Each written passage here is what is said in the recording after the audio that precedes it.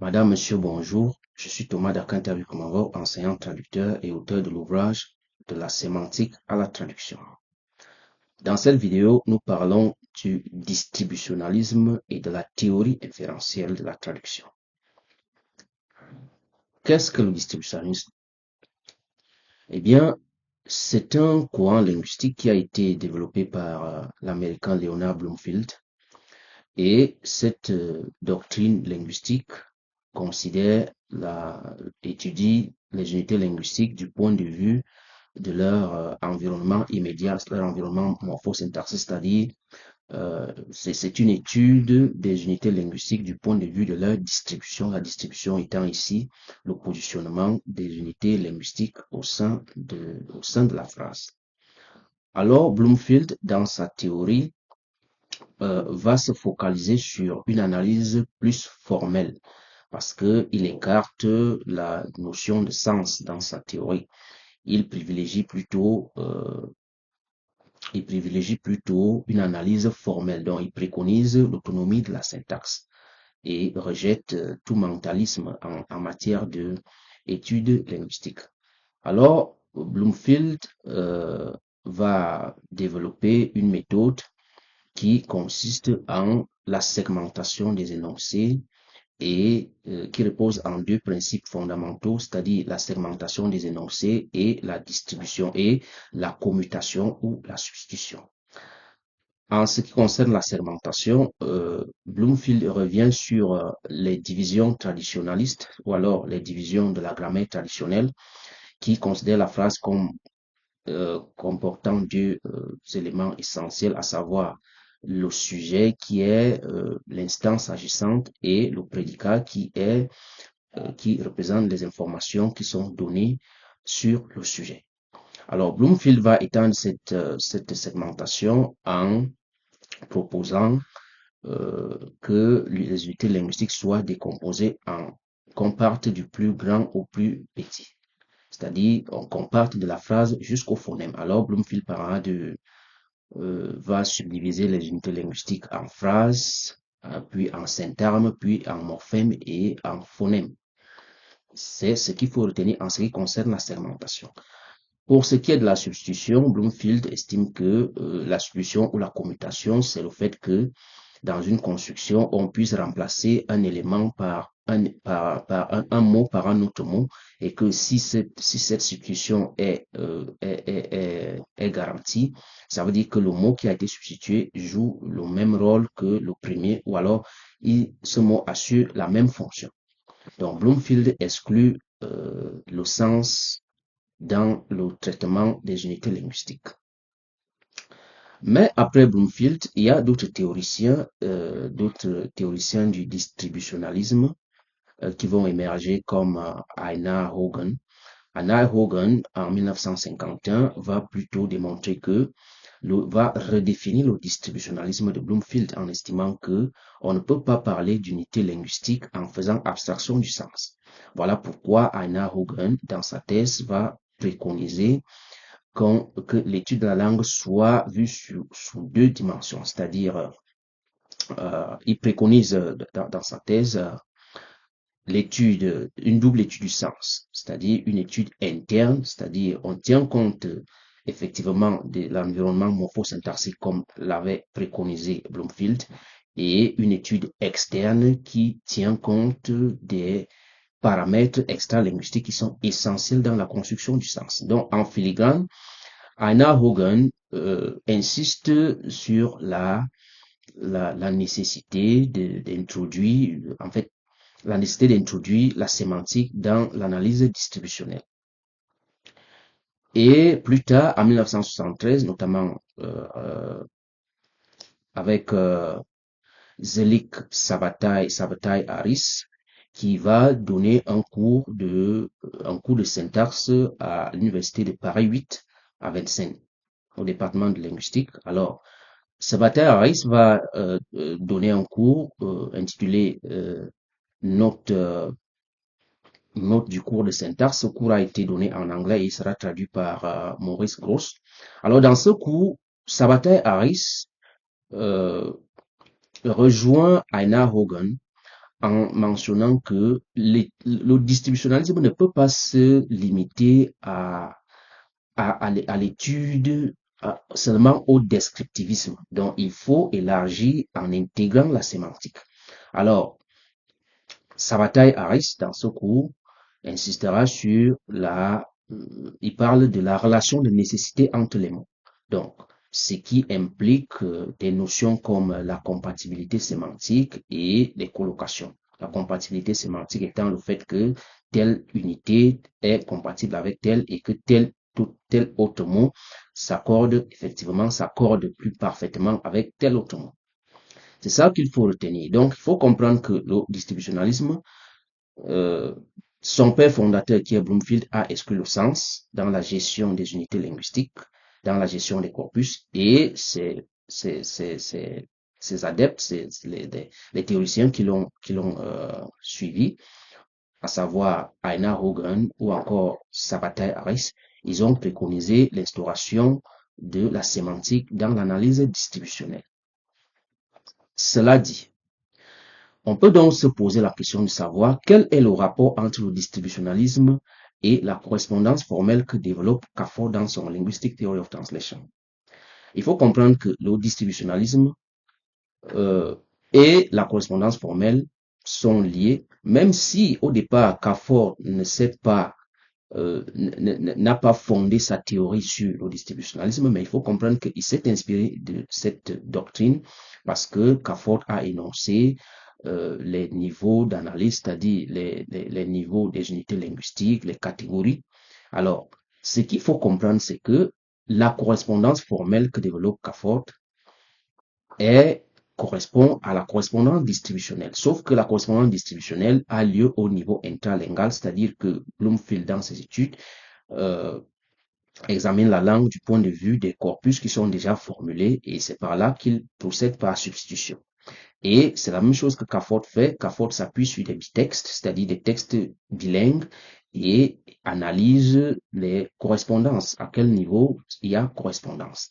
C'est ça qu'il faut comprendre. Parce que ce qu'il faut retenir, c'est que les deux, c'est-à-dire la correspondance formelle et la correspondance distributionnelle, s'appuient sur ce qui existe déjà. C'est là où c'est intéressant en traduction. C'est intéressant parce que il faut comprendre que la traduction, la correspondance formelle n'est pas une technique de traduction. C'est pourquoi, dans une de nos courtes vidéos, nous avons mentionné cela, que ce n'est pas une technique de traduction parce que certains traducteurs comprennent que, en fait, certains traducteurs pensent que c'est une technique de traduction. Non, ce n'est pas une technique de traduction. C'est une notion qui relève de l'analyse contrastive parce que elle s'appuie sur des bitextes, c'est-à-dire des textes qui ont déjà été traduits. Et donc, c'est une analyse contrastive qui ne tient pas compte des données sémantiques. C'est ça qu'il faut comprendre. Parce que, il y a un autre point essentiel qu'il faut retenir ici, c'est que lorsqu'on aborde la traduction, il faut comprendre que la traduction, c'est une activité linguistique et donc elle doit être abordée sous l'angle de la linguistique générale, comme l'avait aussi demandé Cafford. Donc, il faut que ce soit les élèves traducteurs, que ce soit les professionnels de la traduction, il faut que tous les acteurs soient conscients du fait qu'on ne peut pas parler de traduction en faisant abstraction de la linguistique générale et des travaux qui ont été faits en linguistique. C'est dans ce sens que nous réalisons cette vidéo. Alors, quel est le rapport entre le distributionnalisme et la correspondance formelle? Nous l'avons dit que le distributionnalisme induit la correspondance distributionnelle au niveau intralingual, alors que la correspondance formelle est au niveau interlingual. Donc, c'est ça qu'il faut d'abord retenir et que les deux s'appuient sur ce qui existe déjà et font abstraction du sens. Or, c'est déjà une erreur parce que on ne peut pas étudier la langue uniquement du point de vue formel parce que la syntaxe n'est pas autonome. Et c'est d'ailleurs pourquoi nous avons mentionné le fait que d'autres théoriciens du distributionnalisme sont nés comme Einar Hogan ou encore Sabbatai Harris qui ont préconisé l'instauration de la sémantique dans l'analyse distributionnelle. Alors, cela dit, sur quoi on peut se poser la question de savoir sur quoi se fonde la traduction structurelle. en sachant ici que la traduction structurelle, elle peut être de nature humaine ou alors de nature ou issue ou provenant des outils d'intelligence artificielle. Il faut comprendre que la traduction structurelle, qu'elle soit humaine ou provoquée ou alors générée par des outils d'intelligence artificielle, elle est basée sur un principe qui est que, sur un principe fondamental, c'est-à-dire l'alignement lexical et syntaxique. C'est-à-dire que, par exemple, les outils d'intelligence artificielle sont entraînés de telle sorte que les traductions qui y sont insérées vont imiter ce qui, en fait, procède par imitation. Alors, on pourra dire que la traduction structurelle repose sur le principe à structure similaire correspondent des sens similaires. Et cela s'applique que ce soit pour l'intelligence artificielle ou pour les traducteurs humains, c'est-à-dire les traductions qui sont réalisées par les humains, mais qui sont structurelles. Pourquoi? Parce que les traducteurs qui malencontreusement considèrent la correspondance formelle comme une technique de traduction se disent que à structure similaire correspondent les sens similaires, surtout que ces traducteurs-là sont sous l'influence du texte source. Et c'est ce que notre mission est de libérer le traducteur du joug du texte source, c'est-à-dire de l'oppression, si je peux dire, excusez le terme, si je peux utiliser ce terme, l'oppression du texte source, et de lui faire comprendre que la traduction, elle n'est pas structurelle parce que il n'y a pas d'hégémonie structurelle en traduction. Alors, nous pouvons bien nous interroger sur comme nous l'avons dit, la structure, c'est-à-dire le principe sous-jacent des traductions structurelles, c'est que à structure similaire correspondent des sens similaires. Or, ce n'est pas ce qu'il faut comprendre.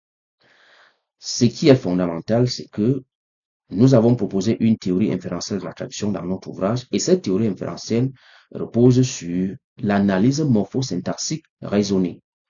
L'analyse morphosyntaxique raisonnée qui consiste à identifier, en fonction du contexte, à identifier les indices sémiques en contexte et à procéder à une reconfiguration morphosyntaxique. Parce que si on s'en tient à la traduction, à l'analyse, à la traduction structurelle, on est en train on est en train d'accepter que le texte source commande la structure du texte d'arrivée. Or, cela n'est pas tout à fait recommandé. Donc, le principe essentiel de la théorie inférentielle, c'est que, eh bien, l'analyse morphosyntaxique permet d'identifier les sèmes qui sont impliqués dans un énoncé. Et le principe est donc que, comme nous l'avons toujours dit, l'idée commande la forme.